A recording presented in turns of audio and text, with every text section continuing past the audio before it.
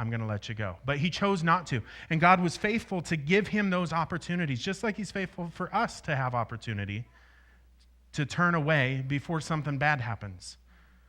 Because when we get into the plague of the firstborn, which I'm pretty much skipping over, which is in chapter 11, this is where things started getting bad. But there was a choice. And there's a couple of keys in 11 that I want to hit real quick.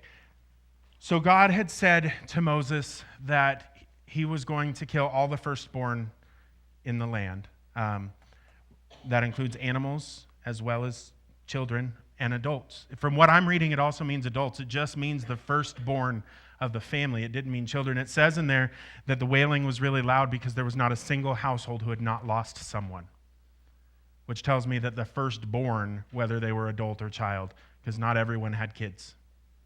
So everybody had lost someone. Now, in that same time period, and this is where we're going to pick up, is in chapter 12, this is where God started really showing what was about to happen. And so my whole life, we've talked about the Passover feast, all the stuff. They've been really interesting to me. And by that, I mean, I didn't look into any of it. But they were cool, to learn about Jewish culture and whatnot. But in 12, this is where, chapter 12 in Exodus, this is where the Passover began. And it literally meant to pass over. So what God had commanded was that the Israelites would take a lamb from either the sheep or the goats, and they would sacrifice the lamb, take the blood, and take some weeds, basically, and paint on the doorpost, on the sides and on the top. And when God went through to kill the firstborn, if he saw the blood, he would not send the destroyer, right? And that house would be spared. Literally, the house would be passed over, okay? But there's a key here that I hadn't ever heard before, and maybe it's because I wasn't listening, or maybe it's because it's new to me. But the key here is that they also had to eat every bit of the lamb. The family had to eat every bit, and if they didn't eat it all by morning, they had to burn it. Why? This was the first picture of communion. Whoever eats my flesh and drinks my blood will be spared. This was the very first picture of communion. And so this happened, and remember that Moses had went to Pharaoh all these times, and he actually went to Pharaoh before this happened and said, listen, this is going to happen if you don't let us go. And Pharaoh said, whatever, we'll see. Which is funny, because there's a lot of proof in here that God's going to follow through with what he said, and Moses just left. It actually said he was angry and he left. It's the first time it showed that Moses showed any anger. And I sat on that. I didn't even notice, honestly, that it said Moses was angry until last night before I went to bed. And I sat on that all night. Why was Moses angry? Because there was about to be loss of life. God had just upped the ante and given Pharaoh an opportunity to change. And Pharaoh still, in his convoluted, messed up thinking, still said no at the expense of everybody's family. But what Pharaoh didn't understand, I don't think, the Bible doesn't say this explicitly, but is that it was also going to affect his family. And see, before, I believe that Pharaoh had enough food, Pharaoh had stuff in the palace to be able to kind of hold out and kind of deal with the plagues. But now all of a sudden it's came close to home. And unfortunately that had to happen in order for the next 11 days to happen. The 11 days is the journey through the wilderness, right? Because that's what's about to happen. Is they're about to step out of Egypt, and 11 days later they're going to cross over into the promised land. That's the plan. That's God's plan. That's Moses' plan. That's Joshua's plan. That's Aaron's plan. Everybody is planning on this moment for them to exit. So, in chapter 12, verse 5, it's important that you see that when they're going to do the Passover meal, that they're going to choose the lamb, they're going to choose the goat, and they have to eat unleavened bread. Now, there's a lot there, and a lot I still don't understand about the unleavened bread. We know leaven signifies sin, and we know that a little bit of yeast or leaven will cause a whole loaf to rise, right? If you've ever made homemade bread, you know that it doesn't take a lot of yeast. If you put too much yeast in, it's going to taste terrible, but if you put just the right amount of yeast in, it's delicious, which is the same with sin, isn't it? If you put too much sin into your life, then it's bitter and it's miserable. But if you put just enough, it's pretty delicious, right? And that's what it is. It's very tempting. Because it's very easy. If you put too much in, the bread spoils and it doesn't taste good. But if you put just the right amount of sin into your life, just the right amount, the whole loaf will expand and it feels pretty good. Until you eat too much bread and you get bloated, right? Because that's what happens with yeast, is you start to bloat up and you start to feel bad. And the same is true with that little bit of sin as we begin to, and I'm sidetracking here and I'll get back, I promise. The same is true with sin, is we eat a little bit of sin and it doesn't seem to affect us and it actually tastes pretty good. But if we eat a whole loaf of bread in one setting, we get sick. Because our body wasn't made to handle that much yeast, wasn't made to handle that much sin. So the same is true in our life, but we'll get there later. So real quick, I'm going to jump. You guys can just write it down. I'm going to jump over to John chapter 6, verse 54, because there's a very important verse there. It looks like they took John out of my Bible, which is unfortunate.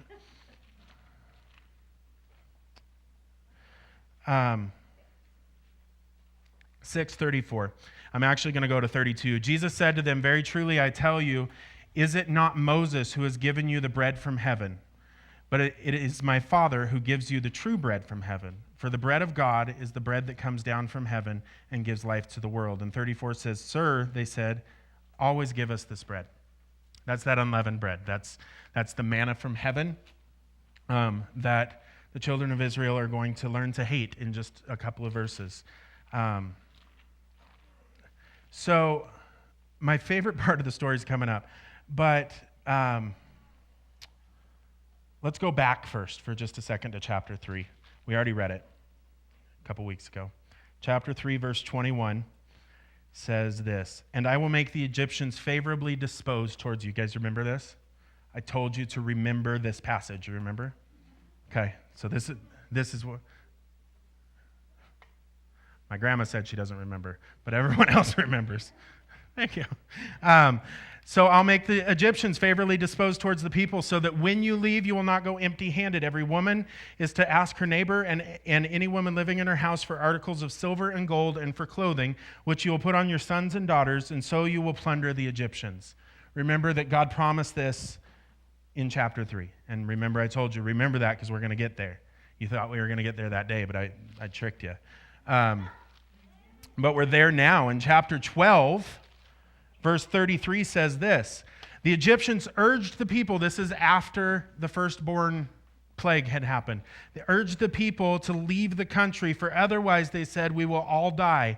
So the people took their dough before the yeast was added and carried it on their shoulders in kneading troughs wrapped in clothing. The Israelites did as Moses instructed and asked the Egyptians for articles of silver and gold for clothing. The Lord had made the Egyptians favorably disposed towards the people, and they gave them what they asked for, and so they plundered the Egyptians."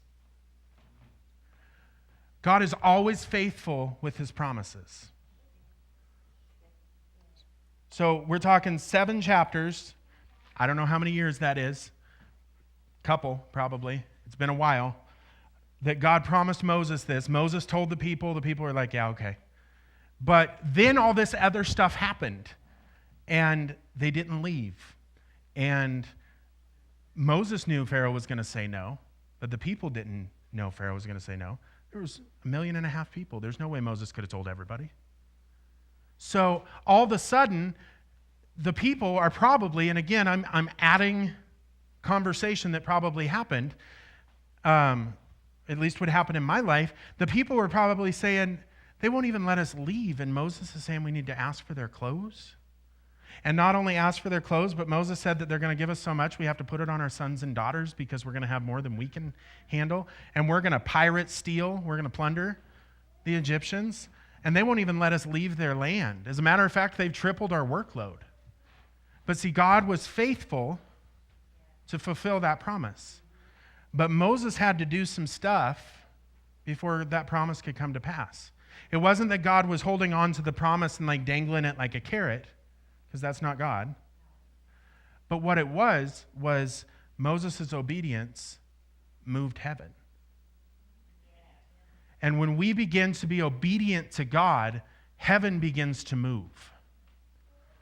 Grandpa's been reading it every week.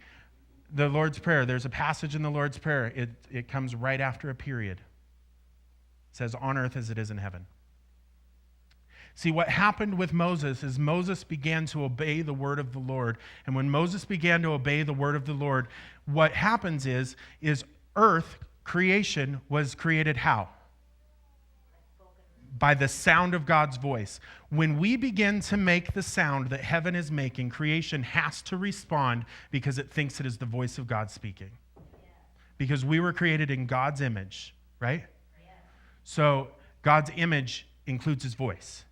So when we make the sound heaven is making, earth will clamor to make it happen because it's the voice of God. And that's what happened here. He did what he was supposed to do, which moved earth that caused heaven to respond.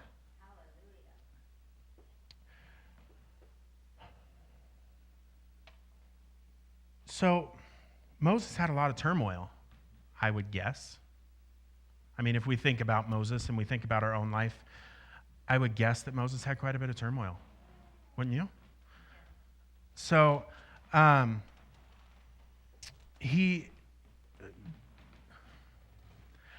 I think about Moses' struggles, when I think about one person speaking out against me and how bad it hurts, can you imagine 1.5 million that hate you? And you're about ready to say, I'm going to be your leader, what I think is for the next 11 days, but it's actually going to be for the next 40 years. And you hate me now. You hate me at the beginning, and it's about to get worse. Because expectations are 11 days. Expectations are the journey is going to be short, and then we're going to live in heaven. And we won't even get into what the promised land looks like when they get there, because it doesn't look at all what they thought it was going to look like. But Moses was faithful to continue to contend for what God has promised. So what are you contending for? What are you holding out for? What are you saying, you promised me this and it hasn't came to pass? What is that moment? What is that thing? Who is that person that you've decided that, well, God promised it, but maybe I misheard him because it hasn't happened? Remember in chapter 3, he said that they were going to plunder the Egyptians, but they didn't until chapter 12. Remember that Moses left Israel when he was 40, or Egypt when he was 40, and didn't return until he was 80. What are you contending for? What promise has God made for you that you haven't seen and you feel like God's forgotten? Today might be your day. Today could be the day that God's going to come through on that promise. But maybe it's not. But if it's not, God's faithful to keep his promises. That's what we say. So why are we so worried? This is me talking. Why am I so worried about whether the promise is going to happen the way I think the promise should happen at the time I think it should happen, when in fact, all as I have to do is be obedient and do what God is saying. And when I do what God is saying, I bring heaven to earth. And when I bring heaven to earth, earth has to respond.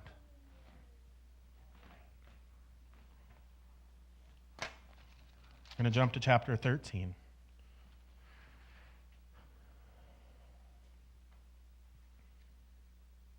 Well, that isn't right.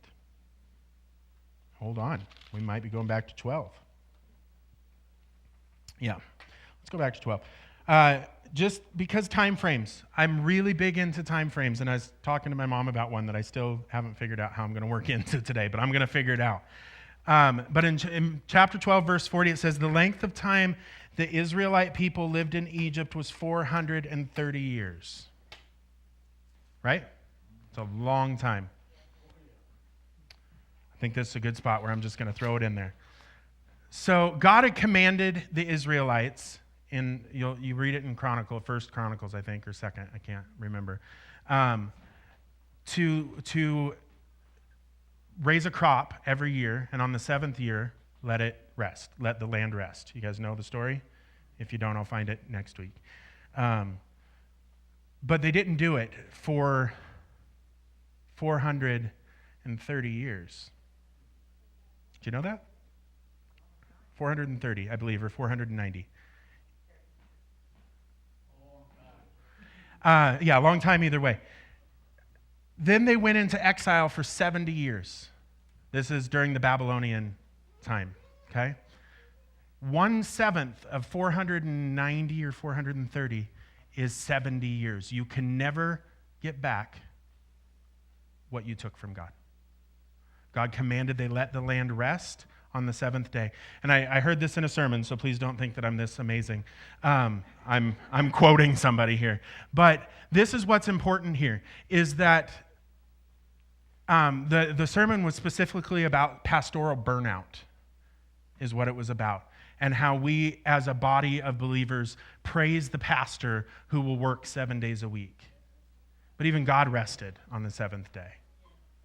And so we praise someone who will burn out after 5 years, because I don't know if you guys know this, but you've been super blessed to have my grandpa, because the average pastor stays in a church 5 to 7 years and then they move on. And most of that is because of burnout, because they work 7 days a week. May not seem like they work 7 days a week, but they do.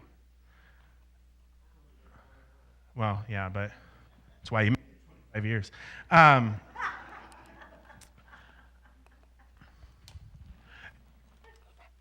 So this particular sermon was talking about a guy who actually died at 35, a pastor who had died at 35 of a heart attack because he had burned out.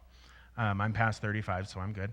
And he had worked 7 days a week for like 10 years, just going at it. And he was on fire, and it was amazing. But what would have happened if he would have rested?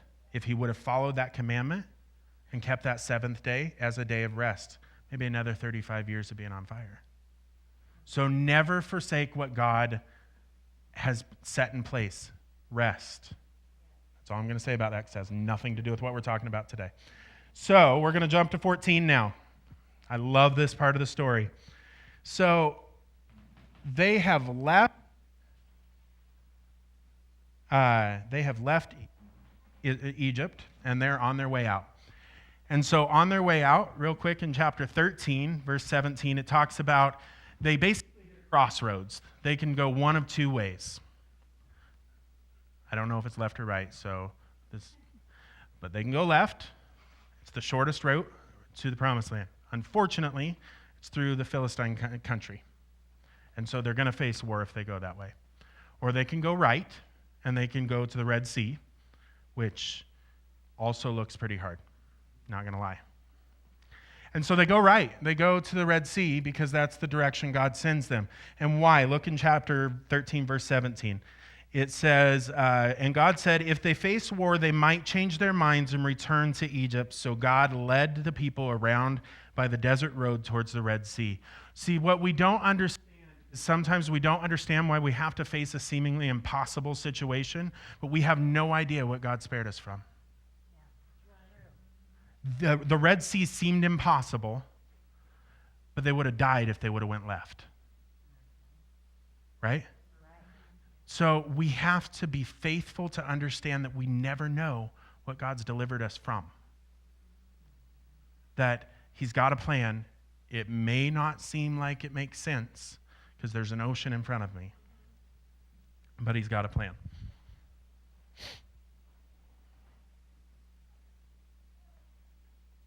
So in chapter 14, verse 10, Pharaoh approached the Israelites, and the Israelites looked up, and there were the Egyptians marching after them. And they were terrified and cried out to the Lord.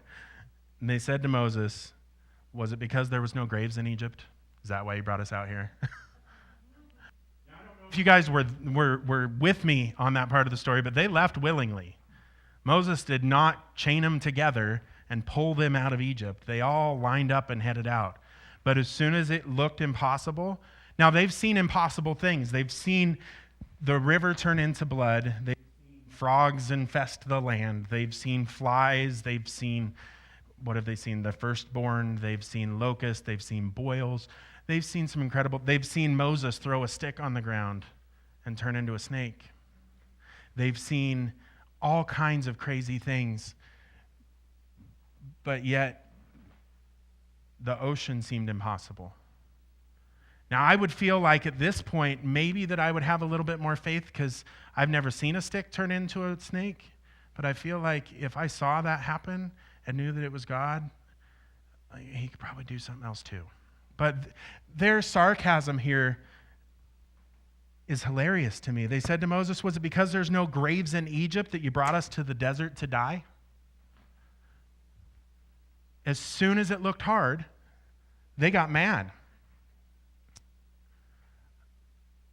So, reading on, Moses answered the people, do not be afraid. Stand firm, and you will see the deliverance of the Lord will bring you today. Now, this is because God had already told Moses what he was going to do. No, it was not.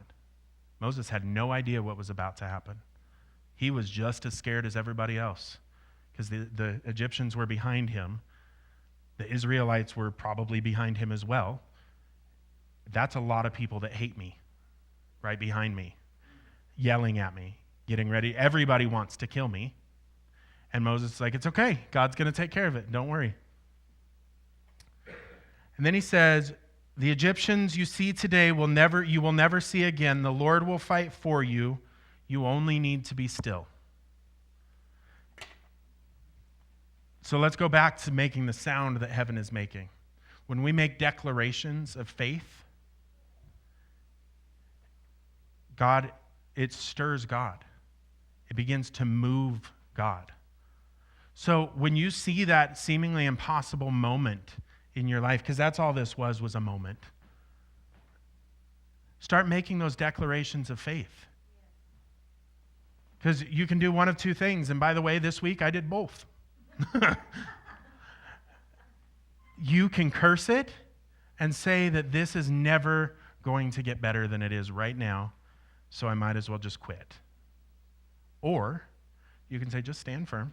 It's okay. God's got this. He took me this far, so he can take me out of here. They were in slavery for how long? Do you guys remember? 430 years, yeah.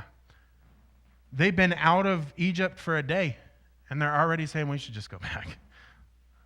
Right? Why? Because they had a poverty slave mindset of everything is taken care of here, but I have to have faith here. It's going to be better here, but this is more comfortable. And it's a mindset. It's a battle of the mind, and we're going to see it again here in a minute. But so down in 19 it says the angel of God who had been traveling in front of the Israel's army withdrew and went behind them. Now this is really important because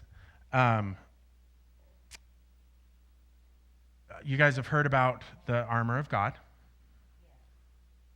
So we're going to talk about the armor of God real quick. And if you don't know where it's at, it's in Ephesians 6. We're not turning there, but we're just going to talk about what's there. We've got the breastplate of righteousness, which would go here. We've got the shield of faith, which would go here.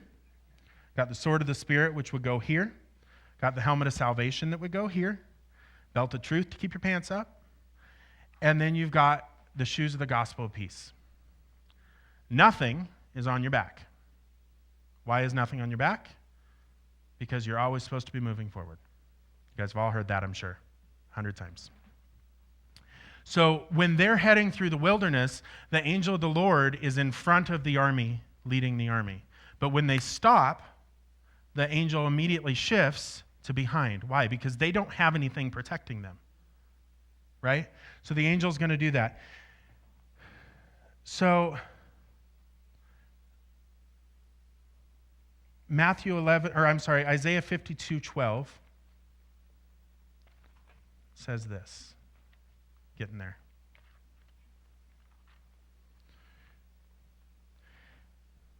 Isaiah 52:12, but you will not leave in haste or go in flight, for the Lord will go before you. It's that angel in front. And the God of Israel will be your rear guard.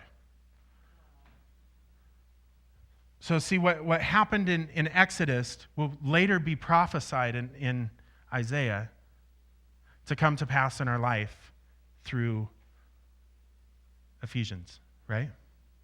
Is that making sense? Okay.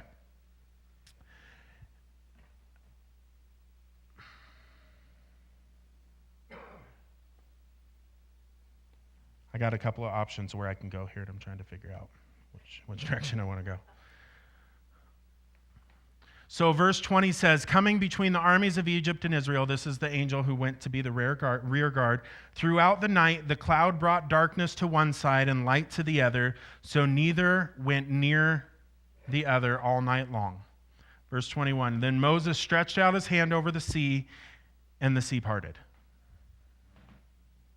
Right? That's what it says. Just because that's what you guys have seen Ben-Hur, you guys have seen all of those movies. That's what happens. He stretches out his staff. There's this really strong wind. The waters part. Israelites cross, and they're good, right? Couple million people. But even a bigger key is the end of that verse in 21 where it says that he held out his hand over the sea all night long. This was not an instantaneous thing. Now, all night long, while the Egyptians are right behind him, and the Israelites are right behind him, and they hate him, and he's standing there with a stick like this all night long. See, sometimes God promises us something, we want an instant result, but God may require something much harder. Not because he wasn't capable, because God is capable of splitting the Red Sea in an instant. But he chose what? To see obedience. He said, stretch out your hand, and it says a strong easterly wind rose. And the seas began to part, but it took all night for that to happen. So we're getting pretty close for today. It's been quick. Yeah, he did.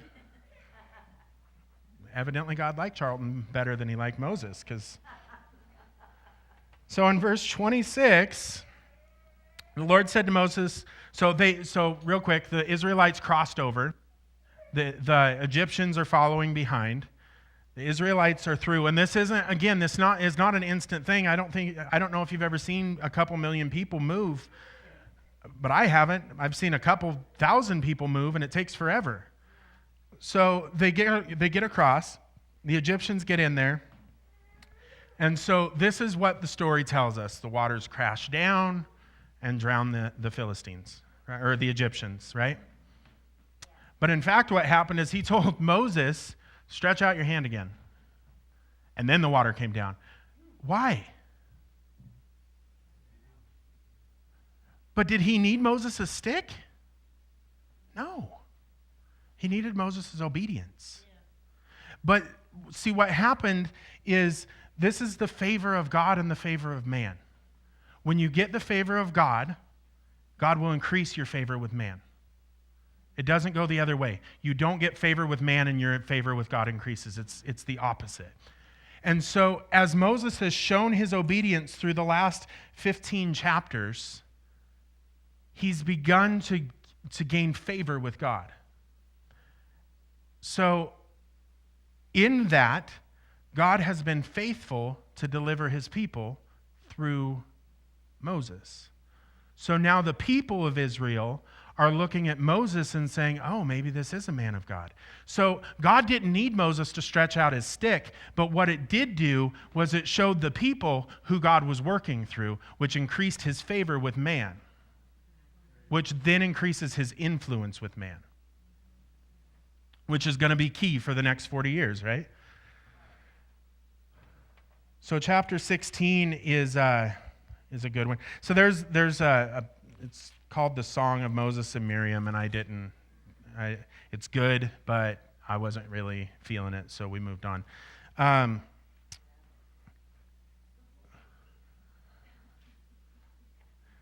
You just had a full conversation with yourself. She talked and answered.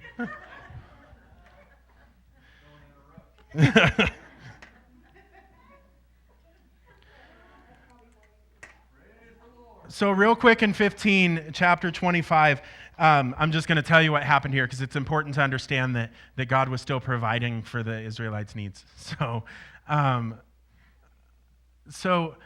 the Israelites started to complain already that there's no water to drink. And when they got to this land, the desert of Shur, the water was bitter and they couldn't drink it.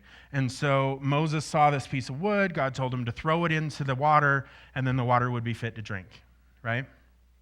So he did that. That's just important. Because then they came to another land that had wells and springs and they had plenty of water shortly thereafter. And then the Israelites started to complain. So God has provided for every need so far, even in the midst of complaining. And then they started to complain again. And in this complaint, they said, this is chapter 16, starting in 1. The whole Israelite community set out from Elim and came to the desert of Sin, which is between Elim and Sinai, on the 15th day of the second month after they had come out of Egypt. In the desert, the whole community grumbled against Moses and Aaron.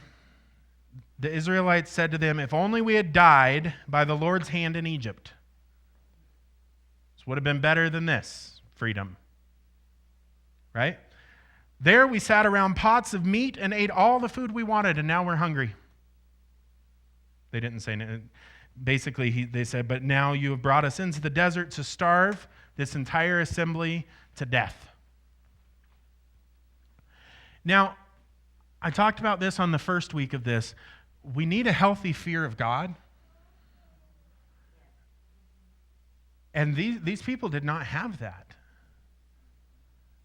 And when we talk about God in the Old Testament, what do we talk about? We talk about, a lot of people talk about a God of vengeance, a God of wrath, a God of judgment. What did God do here when they just complained and complained and complained? He provided and provided and provided. Because that's what a father does. There's a lesson to be learned, and unfortunately it's going to be a long lesson, but their needs are still going to be met because that's what a dad does. So it says that he covered the land with quail at night, and in the morning with manna, which were wafers, unleavened bread, tasted like it had been made with honey. So there were a few things that, we are almost done for today. There are a few things that were required. One was never take more than you need for that day, unless it was on the sixth day, because on the seventh day right. So never take more than you need. If you do, there'll be a consequence. But know that as long as you don't take more than you need, there will always be more tomorrow.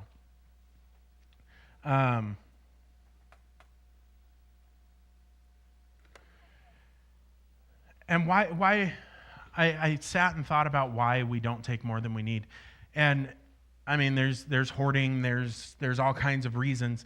But really what I felt like God was showing here was that if we take more than we need for the moment, what happens is we show that we can rely on ourselves more than we can rely on God's provision, and which eventually will take us to a point where we don't need God anymore.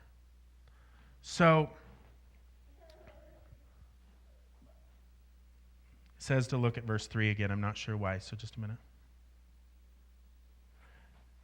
All right, so the Israelites said to them, if we had only died by the Lord's hand in Egypt, there we sat around pots of meat and ate all the food we wanted, but you have brought us into the desert to starve this entire assembly to death.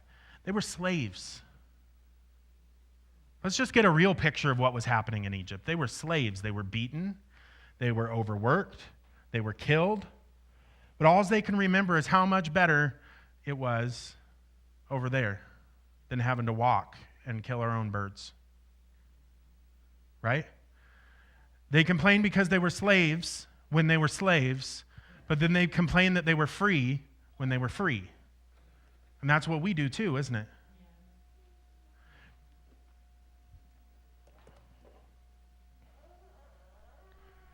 So verse 11 shows, the Lord said to Moses, I have heard the grumblings of the Israelite. Tell them at twilight you will eat.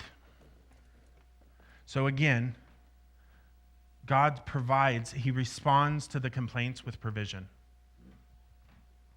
And then verse 19 says this, then Moses said to them, no one is to keep any of it till morning. However, some of them paid no attention. That's a big surprise, isn't it? Because they've been so faithful to Moses up until this point. They kept part of it until morning, but it was full of maggots and began to smell. So Moses was angry at them. We can't live on yesterday's provision. Lamentations 3:22 and 23 says that God's mercies are new every morning. So if we rely on yesterday's provision for today's trials, what we get is maggots. Because what God wants us to do is to trust him daily. It's just like eating. How many people have gotten a terrible night's sleep? You guys haven't? It's incredible. There's a lot of people who sleep really well in this church. How many people have got a really bad night's sleep? How many people were able to catch up the next day on the amount of sleep you didn't get the night before? But it doesn't work, does it? You never catch up what you lost. You start over the next day. Well, I'm just going to go to bed on time tomorrow, right? I'm going to take a Tylenol PM. I'm going to whatever that looks like. How many know that if you skip a meal today and you eat an extra meal tomorrow, it doesn't balance out the calorie intake? The same is true with God. You can study today, and that's good for today, but what about tomorrow? Because you'll learn something new tomorrow that you didn't learn today if you just go after him tomorrow, because that's what God's provision is for. That's what the manna was for. That's what this is for every morning to get up. Morning is a figurative term, so nobody here that you have to read the Bible in the morning. But every day you're to get up and take what you need for today